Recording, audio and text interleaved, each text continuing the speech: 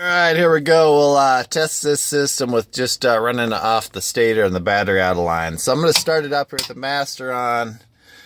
This is my battery feed and this is the stator feed. So once you get it running here, I'm going to turn the heater fan on.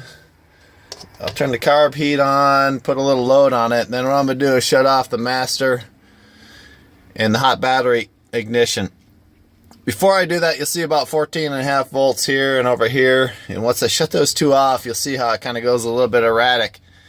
We're also going to be running with the fuel pump off and just that one pulse pump. So basically, this is a zero power thing. It's just running off the stator with no fuel pump.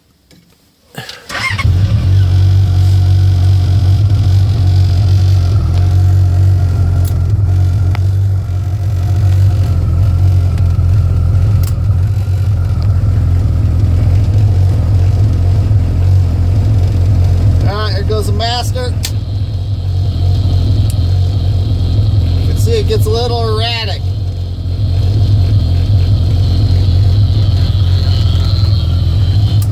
But it's running even with a load, and it runs good.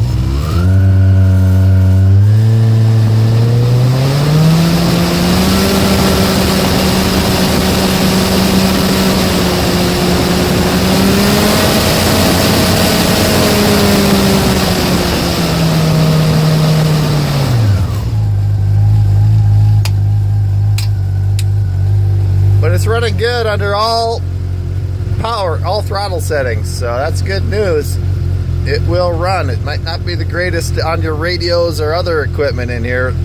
That stator power is a little erratic, so that's why I have that voltage surge protector regulator in line on this guy. I'll put a picture at that here. I just picked this kind of cheap thing here. It was like $8 on eBay. And that seems to be at least regulating the power to the ECU there, just enough to make it run good. It's probably not perfectly clean power, but that does show that the ECU is pretty capable of a wide range of junk power in and still runs. It's running good. And it did not show my fuel pressure there, but just on the vacuum pump, I'm running about 2 to 3 psi, which you see right there.